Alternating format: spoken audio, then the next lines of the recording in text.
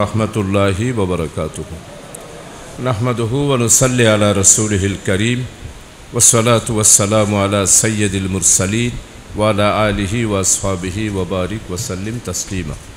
सम्मानित आमादेर प्रिय संगठन, शुधु प्रिय संगठन ना, आमादेर जानेर संगठन, आमादेर हृदयेर संगठन, आमादेर आवेगेर संगठन, आमादेर जान्नात এবং জাহান্নামের ফয়সালার রাস্তা এই আমাদের প্রিয় সংগঠন বাংলাদেশ জামাত ইসলামী। এশিয়া উপমহাদেশের একটি ছোট্ট দেশ আমাদের এই প্রিয় জন্মভূমি বাংলাদেশ। এই দেশেই আমরা ইসলামকে কায়েম করার জন্য এই সংগঠনের পতাকা তলে সমবেত হয়ে নিজেদেরকে কুরবানি করার জন্য আল্লাহর কাছে আমরা সুপর্দ করেছি।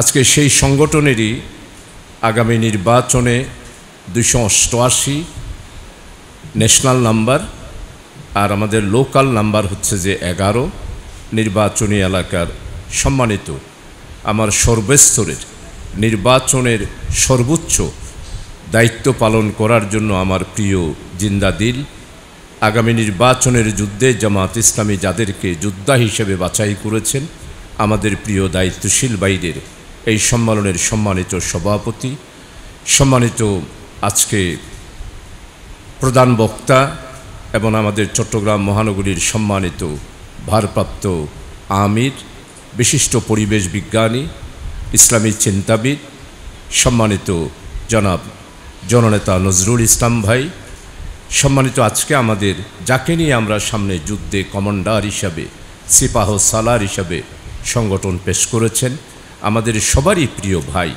অত্যন্ত যোগ্য দিনদার, নিশ্চয় আল্লাহ তাআলা ওনার উপর রাজি আছে, না হলে জামাত এভাবে বাছাই করতো না।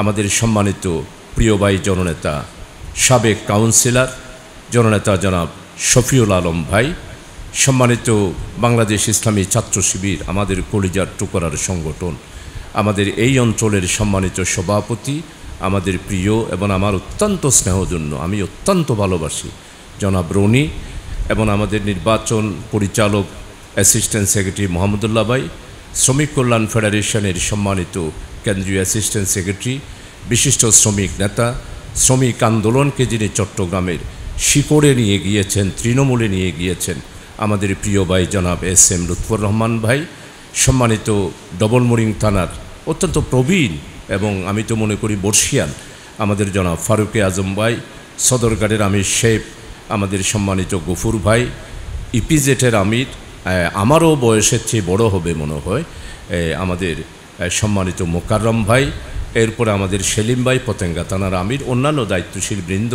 এবং সম্মানিত প্রত্যেকটা আমাদের থানার যারা দায়িত্বশীল নেতৃবৃন্দ, কর্মপরিষদ শৌরা এবং সম্মানিত বয়স্ক যারা রূপন আছেন, আমাদের পাটোয়ারি ভাই আছেন, আরও অন্যান্য অনেকেই বয়স্ক আছেন যাদেরকে আমি নিজেই অত্যন্ত সম্মান করি এবং ওনারা এই বয়সও আজকে এখানে এসে উপস্থিত হয়েছেন, আরও অনেকেই বয়স্করা এসেছেন, সম্মানিত ছাত্র বন্ধুরা এবং আজকের উপস্থিতি আমি আল্লাহ তাআলার শুকরিয়া আদায় করছি। প্রথমেই আল্লাহ তাআলা যে আমাদের জামাত ইসলামের নিবন্ধন এবং আমাদের প্রতীক দাঁড়িপাল্লা আল্লাহ তাআলা যে আমাদেরকে আবার ফিরিয়ে দিয়েছেন সেই জন্য আল্লাহর দরবারে শুকরিয়া আদায় করছি। ওয়ামান তাশাউনা ইল্লা আইয়াশাউ রব্বুল আলামিন, আল্লাহ যেটা চাই সেটাই হবে, বন্দারা যেটা চাই সেটা হবে না। আলহামদুলিল্লাহ, আমাদের প্রাণের প্রতীক, এই প্রতীক ঠিক করেছেন কে? এই প্রতীক ঠিক করেছেন আমাদের বানিয়ে জামাত মাওলানা মওদুদী রহমাতুল্লাহ আলাইহি। এই প্রতীক দাঁড়িপাল্লার প্রতীক 1970 সালের নির্বাচনে সারা তৎকালীন নিখিল পাকিস্তানে একমাত্র একটি প্রতীক হিসাবে, ইসলামের প্রতীক হিসাবে পরিচয় লাভ করেছিল। এই জন্য এই যে প্রতীক পেলাম, এরপরে নিবন্ধন পেলাম, এই জন্য আল্লাহ তাআলার দরবারে শুকরিয়া আদায় করে আল্লাহর কাছে শুকরিয়ার কলমা পড়ছি, ইয়া রব লাকাল হামদ কামা ইয়ামবাগি লিজালালি ওয়াজহিকা ওয়া আজিমে সুলতানিকা। এর চেয়ে বড় পাওনা আমাদের জনশক্তির জন্য আর কি কিছু আছে? এর চেয়ে বড় পাওনা আমাদের সারা বাংলাদেশের তৌহিদ জনতার জন্য কত বড় বিজয়! এটা জামাত ইসলামের বিজয় নয়, এই বিজয় ইসলামের বিজয়, এই বিজয় ইসলামী আন্দোলনের বিজয়, এই বিজয় কোরআনের বিজয়, এই বিজয় নবী মুহাম্মদ রাসূলুল্লাহ সাল্লাল্লাহু আলাইহি ওয়াসাল্লামের আন্দোলনের মিশনের বিজয়। প্রিয় ভাইসব, এরপরে আমি রাজনৈতিকভাবে দুই একটা কথা বলবো, এরপরে নির্বাচনের কথা। আপনারা টায়ার্ড হয়ে গেছেন, অনেকক্ষণ ধরে বক্তব্য শুনতেছেন। আমাদের প্রিয় জন্মভূমি বাংলাদেশে আমরা এমন একটা জায়গায় এসে পৌঁছেছি, আপনারা জানেন ৩৬শে জুলাই হলো আমাদের সেকেন্ড ইন্ডিপেন্ডেন্ট, অর্থাৎ আমাদের দ্বিতীয় স্বাধীনতা হচ্ছে ৩৬শে জুলাই। আপনারা প্রশ্ন করতে পারেন, স্বাধীনতা কি দুইবার হতে পারে? হ্যাঁ, অবশ্যই। ২৬শে মার্চ স্বাধীনতার ঘোষণা হয়েছিল, আর এই ঘোষণাপত্র যিনি পাঠ করেছিলেন, এগুলা নিয়ে অনেক বিতর্ক, আমি সেদিকে যাব না। স্বাধীনতা ঘোষণার পরে ৯টি মাস আমাদের এই দেশের তামাল কৃষক, শ্রমিক, মেহনতি, কর্মচারী, সর্বস্তরের মানুষ ৯ মাস সশস্ত্র যুদ্ধ করে আমরা একটি বিজয় লাভ করেছি। স্বাধীনতা লাভ করলাম, এরপরে বিজয় লাভ করলাম। এই বিজয়ের পর বাংলাদেশ পথ হারিয়ে ফেলেছিল। পথ হারানোর পর ১৯৭৫ সালের ৭ই নভেম্বর আবার বাংলাদেশ একটা সঠিক স্বাধীনতার পথে অগ্রসর হচ্ছিল। যেই স্বাধীনতার পরে অগ্রসর হয়েছিল সেই স্লোগান ছিল নারায়ে তাকবীর, আল্লাহু আকবার, বাংলাদেশ জিন্দাবাদ। এই স্লোগানের ভিত্তিতে সিপাহী জনতা বিপ্লব, সিপাহী জনতা ভাই ভাই, এইভাবে করে ৭ই নভেম্বরের রাজপথে সেই দিন আপনারা যারা অনেকেই ছিলেন, পাটোয়ারি ভাইরা ছিল, জামা মসজিদ থেকে আমরা মিছিল করেছিলাম। আমাদেরকে আলহাজ মাওলানা মরহুম শামসুদ্দিন সাহেব রহমতুল্লাহ আলাইহি দায়িত্ব দিয়েছিলেন। আমরা তো যেতে পারবো না, আপনারা ছাত্ররা যান। আমরা তখন শিশু কিশোর আন্দোলন এবং তৎকালীন ছাত্র সমাজ সবাই মিলে জামে মসজিদ থেকে আমরা মিছিল বের করেছিলাম।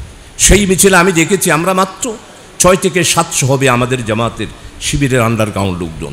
জামা মসজিদ থেকে বের হলাম, নিউ মার্কেট আসতে আসতে প্রায় ২০ থেকে ২৫,০০০। আমরা বুঝতে পারি নাই এই মিছিল কোথায় নিয়ে যাব। তখন টেলিফোন ছিল না, আমরা নিজেরাই সেই দিন পরামর্শ করে দেখলাম শহীদ মিনারে গিয়েই আমরা মিছিলটা শেষ করেছিলাম। এই ৭ই নভেম্বরের বিপ্লবের পর আবার বাংলাদেশ পথহারা হলো। এর পথহারাও পরে ১৯৯১ সালে একটি অবাধ ও সুষ্ঠু নিরপেক্ষ নির্বাচন হলো। সেই নির্বাচনে আমরা জামাত ইসলামী ১৮টা আসন দাঁড়িপাল্লার প্রতীক আমরা বিজয় লাভ করেছিলাম। 35 কনস্টিটিউশিতে আমরা সেকেন্ড পজিশনে ছিলাম। 17টা আমাদের নির্বাচনী এলাকাতে মাত্র ২,০০০, ৩,০০০, যেমন কক্সবাজারের কুতুবদিয়া মুশকালি মাত্র ২৬০০ ভোটে আমরা ডিফিট খেয়েছিলাম। কক্সবাজারের সালামতুল্লাহ সাহেব অনলি ফর 4,000 ভোটে ডিফিট খেয়েছিল। এইভাবে করে চকরিয়াতে আলহামদুলিল্লাহ আমরা বিজয় লাভ করেছিলাম। আমরা ১৯৯১ সালের পর ১৯৯৬ সালে আমাদের উপর বিশাল একটি ষড়যন্ত্রের শিকার আমরা হয়েছিলাম। বিশেষ করে হিন্দুস্তানের রয়ের ষড়যন্ত্রের কারণে ৯৬ সালে আমাদের নির্বাচনে আমরা যেভাবে বিজয় লাভ করার কথা ছিল ৩০০ আসনে আমরা বিজয় লাভ করতে পারিনি। ৯৬ পর আবার বাংলাদেশে নতুনভাবে রাজনীতি শুরু হয়ে ২০০১ সালে আলহামদুলিল্লাহ জামাত ইসলামী তার রাজনীতি, তার আন্দোলন, তার ডিপ্লোম্যাসি সব কিছুর মাধ্যমে সরকারের অংশীদার হিসাবে ২০০১ সালে আমরা ১৭টি জামাতের নামে আসন, একটি শুধুমাত্র দাঁড়িপাল্লার আসন হিসাবে আমরা 18টি আসন লাভ করেই আমরা সরকারের অংশীদার হলাম। সরকারের অংশীদার হয়ে 2টা মন্ত্রিত্ব পেলাম। 5 বছর বাংলাদেশকে একটি স্বপ্ন দেখানোর জন্য আমাদের নেতৃবৃন্দ এবং তৎকালীন 4 দলীয় জোট একটা স্বপ্ন দেখিয়েছিল, যার স্বপ্নের 1 নম্বর উদাহরণ হলো এই চট্টগ্রাম বন্দর। আপনারা জানেন এই এনসিটিটি এই 4 দলীয় জোটের আমলে 2002 সালে আজকে সেই দিনের প্রধানমন্ত্রী যিনি ছিলেন ওনার নেতৃত্বে এবং সেই দিন শিল্পমন্ত্রী সহ সবাইয়ের নেতৃত্বে আমাদের বন্দরে আমরা নতুন একটি যাত্রা শুরু করেছিলাম। 2000 কোটি টাকার 4 দলীয় জোটের পক্ষ থেকে এনসিটিটি সেখানে আমরা বাস্তবায়ন করেছিলাম। এরপরে পরবর্তী পর্যায়ে 2001 সালের পরে যখন আবার 2008 সালের নির্বাচন হলো, বাংলাদেশ পথ হারিয়ে গেল। প্রিয় ভাই, সব 18টি বছর বাংলাদেশের স্বাধীনতা, সার্বভৌমত্ব, বাংলাদেশের সঠিক আমরা স্বাধীনতার যেই চেতনা ছিল সব কিছুকে পথ হারিয়ে ভারতের আধিপত্যবাদী করদ রাজ্য হিসাবে বাংলাদেশকে আবার স্বাধীনতা, সার্বভৌমত্ব, পতাকা, সঙ্গীত সব কিছুকে জলাঞ্জলি দিয়ে মুক্তিযুদ্ধের রক্তের সাথে বেইমানি করে 18 বছর আমাদেরকে ভারতের করদ রাজ্য হিসাবে স্বৈরাচার এবং আপনাদের সবাই জানেন ফ্যাসিস্ট হিসাবে পৃথিবীর ইতিহাসে সবচেয়ে ফেরাউনের চেয়েও নিকৃষ্ট শাসন 18 বছরে শেখ হাসিনা করেছেন। প্রিয় ভাইয়েরা, এই 18 বছর যদি আপনারা ভুলে যান, আমি আপনাদের কাছে অনুরোধ করব 18 বছর আপনারা ভুলে যাবেন না। আপনারা মাথা উঁচু করে কথা বলতে পারেন নাই, আপনাদের সাহায্যকারী কেউ ছিল না, আপনারা বাজারে যেতে পারেন নাই, বাসায় ঘুমাইতে পারেন নাই, মামলা গ্রেপ্তারের ভয়। এরপরে হচ্ছে সবচেয়ে বেশি নিজের এলাকার মধ্যে এমনভাবে সেই ফ্যাসিস্টি কায়দায়, স্বৈরাচারী কায়দায় আমাদের বিরুদ্ধে বিভিন্ন পদক্ষেপ নিয়ে যেখানে যাই সেখানে পুলিশ। আওয়ামী লীগের এবং তৎকালীন 18 বছরের এই শাসনের দুঃশাসনের ইতিহাস প্রতিটা আমাদের নেতা কর্মী সমর্থক সবার কাছে লালন পালন করতে হবে। 18 বছর যদি ভুলে যাই তাহলে আগামী দিনের পদক্ষেপ আমাদের অত্যন্ত ভুল হবে। আমি বুঝাইতে পারছি কথাটা? 18 বছরের নির্যাতন নিপীড়ন যদি আপনারা ভুলে যান, আগামী দিনের নির্বাচনে কাজ করতে গিয়ে আমাদের টোটাল পদক্ষেপ আমরা সঠিকভাবে নিতে পারবো না। এই জন্য 18 বছরের এই নির্যাতনের ইতিহাস সবাইকে আমাদের স্মরণে রাখতে হবে। সর্বশেষ রাজনীতির ব্যাপারে আপনাদেরকে বলবো যে 36শে জুলাই না হলে আজকে আমরা সমাবেশ করতে পারবো না। এই জন্য 36শে জুলাইয়ের সাথে যারা জড়িত ছিল, এই আন্দোলনের সাথে জড়িত ছিল, আমাদের যুবক ছাত্র বন্ধুরা, ইসলামী ছাত্র শিবির সহ সমস্ত ছাত্র সংগঠন এবং রাজনৈতিক দলের সাথে সম্পৃক্ত সমস্ত কিছুর ঘটনা, এগুলোর ব্যাপারে আমাদের সবাইকে লালন করতে হবে যে 36শে জুলাই না হলে আজকে আমরা নির্বাচন করতে পারতাম না, নিবন্ধন ফেরত পেতাম না, দাড়িপাল্লা পেতাম না, জামাত ইসলামীকে বাংলার মানুষের কাছে একটি আন্দোলন হিসাবে আমরা দাঁড় করাতে পারতাম না। তাই 36শে জুলাইকে আমাদের অবশ্যই আমাদের মনের মধ্যে লালন করতে হবে। এটার ব্যাপারে আমাদের সবাইকে, বিশেষ করে আজকে আমাদের সম্মানিত নজরুল ভাই ভারপ্রাপ্ত আমির, উনি বলেছেন আমাদের শহীদ ভাইদের কথা। আপনারা শুধু একটা জিনিস মানুষের কাছে বললেন যে কি অপরাধ 124 জন শিশু কিশোর।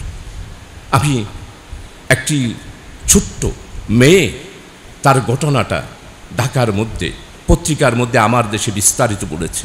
ছোট্ট মেয়ে রাত 8টার সময়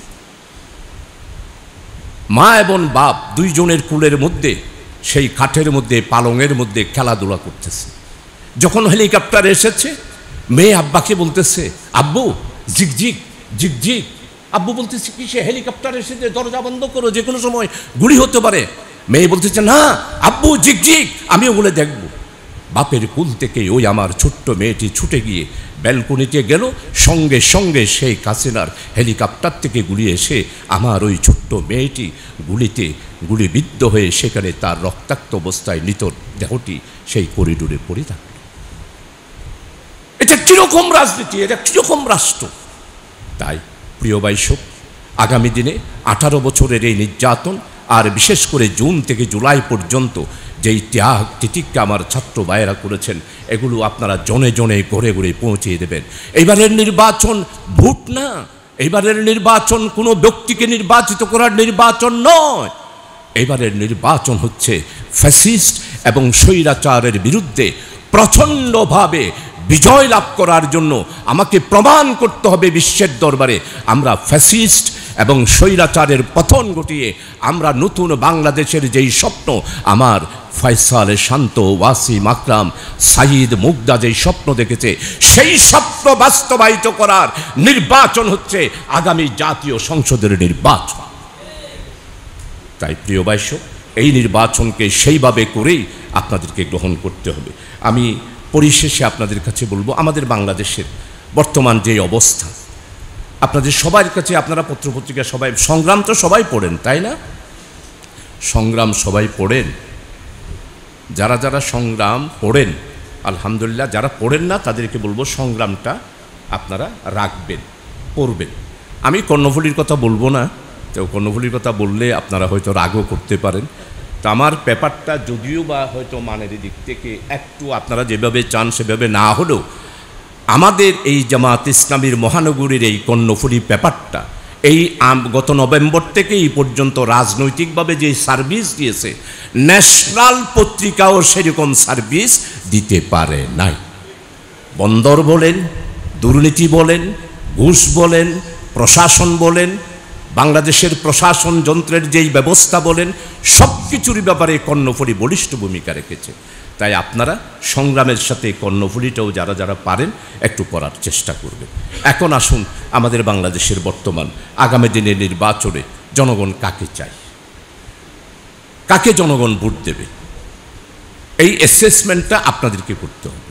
তবে আমি দায়িত্বহীনভাবে আজকে এখানে আপনাদের সামনে আল্লাহর উপর ভরসা করে বলতে চাই, জনগণ দাড়িপাল্লা মার্কায় তাদের রায় দিয়ে আগামী দিনে জামাত ইসলামীর প্রার্থীদেরকে দেশসেবা এবং জনসেবার করার জন্য জনগণ জামাত ইসলামীকে দায়িত্ব দিতে চাই। এখন এই কাজটা আমরা কীভাবে করব? নির্বাচনের দুইটা স্টেজ।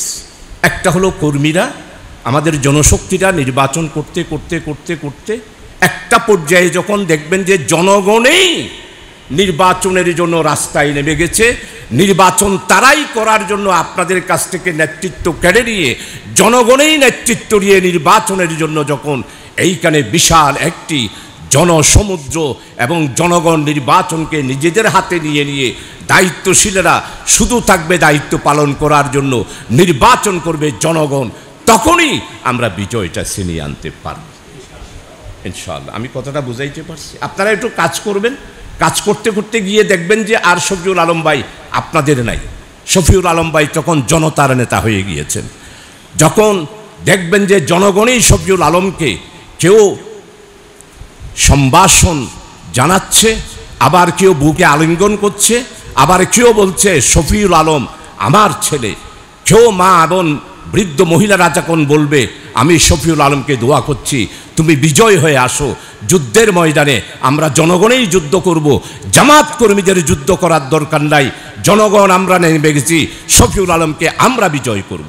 এই দুইটা স্টেজ আপনাদেরকে অতিক্রম করতে হবে। প্রথম আমাদের সংগঠন, আপনারা নির্বাচন করে সামনের দিকে যাবেন, যেটা আমাদের মোহাম্মদুল্লাহ ভাই নিশ্চয়ই এখানে বলেছেন, আমাদের 10 দফা, 15 দফা, 21 দফা কাজগুলো আপনারা করবেন।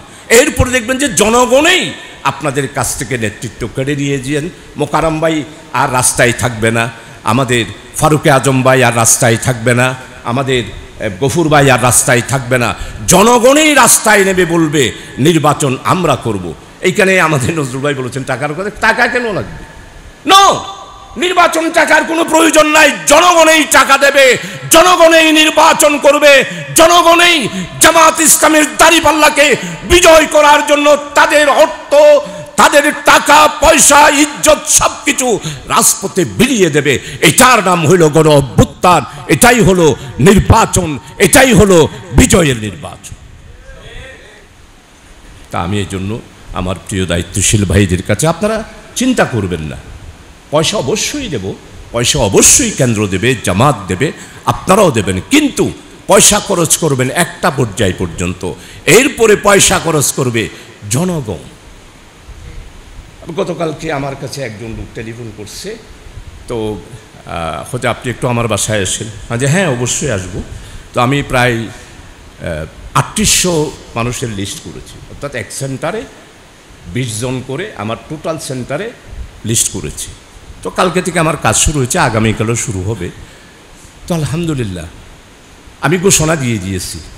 এরপরে এখন মানুষ স্লোগান দিচ্ছে, পাগলও পয়সা ছিলে, শাহজাহান চৌধুরী পয়সা ছিলে না। এটা আমার জন্য, জামাতের জন্য বিশাল একটা গুড উইল না? পাগলও পয়সা ছিলে, শাহজাহান চৌধুরী পয়সা ছিলে না। আমি মনে করি আমার এই নির্বাচনের জন্য এটাই হচ্ছে আমার জন্য সবচেয়ে বড় পাওনা।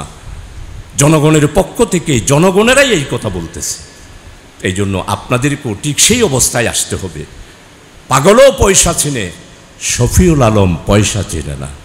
পাগলও পয়সা চিনে, শফিউল আলম বাড়িঘর কিছুই চেনে না। পাগলও পয়সা চিনে, বাড়ি চিনে, শফিউল আলম বাড়িও চিনে না, ঘরও চিনে না। জনগণের জন্য তখনই হয়ে যাবে গণ অভ্যুত্থানে বিজয় করার জন্য একটি পর্যায়। এরপরে পরবর্তী পর্যায়ে আপনাদেরকে যেটা বলতে চাই সেটা হচ্ছে যে আমরা আলহামদুলিল্লাহ আমাদের আমির সাহেবও আপনাদেরকে বলেছেন, নির্বাচন দাওয়াতি কাজের একটা বিশাল মাধ্যম। এক, 2 নাম্বার হচ্ছে নির্বাচন হচ্ছে বিশাল একটি কৌশল। রাসূলুল্লাহ সাল্লাল্লাহু আলাইহি ওয়াসাল্লাম থেকে শুরু করে সর্বশেষ থেকে শুরু করে শুরু পর্যন্ত আদম আলাইহিস সালাম পর্যন্ত প্রত্যেক আম্বিয়া আলাইহি ওয়াসাল্লামকে আল্লাহ তাআলা বাছাই করেছেন মানুষের কাছে দাওয়াতি কাজ করার মাধ্যম দিয়ে। আপনারা যারা এখানে এসেছেন, আপনারা যদি মনে করেন এটা জামাত ইসলামের নির্বাচন, বিজয় হইলেও বাকি না হইলেও বাকি, আল্লাহর কাছে বিরাট দায়ী হবে। আর আপনারা যদি মনে করেন শফিউল আলম এমপি হলে আমার কি হবে, এরকম কিছু শয়তানি ওয়াসওয়াসা আছে, নিজেদের মধ্যে গসপিং হয়, শফিউল আলম এমপি হলে আমার কি হবে, এই রকম যদি কোনো ধরনের ওয়াসওয়াসা শয়তানের থাকে, এইখানে শফিউল আলম নয়, এইখানে আমাদের সবচেয়ে বড় হলো দাড়িপাল্লার প্রতীক। আর এই দাড়িপাল্লার প্রতীকটা হলো ন্যায়, ইনসাফ, বৈষম্যহীন, ওয়েলফেয়ার, হিউম্যান, আগামী দিনের নতুন বাংলাদেশ গঠন করার একটা প্রতীক মাত্র। একটা জাতির পতাকা যেমন লাল সবুজের প্রতীক, যেমন একটা পতাকা, শফিউল আলম সাহেব হলো সেই রকম শুধুমাত্র একটি প্রতীক। আর এই প্রতীকের আমাদের জনগণের কাছে আমরা যেটা পেশ করব সেটা হলো দাড়িপাল্লা। আর এই দাড়িপাল্লাটাই হচ্ছে আগামী দিনে আধিপত্যবাদীদের বিরুদ্ধে একটি বিশাল মশাল। আধিপত্যবাদী, সাম্রাজ্যবাদী, ইসলাম বিরোধী, সেকুলার এবং সোশ্যালিজমের বিরুদ্ধে একটি মাত্র প্রতীক, সেটা হলো দাড়িপাল্লা। সেই দাড়িপাল্লার জন্যই আমার জামাত কর্মীরা কাজ করবে।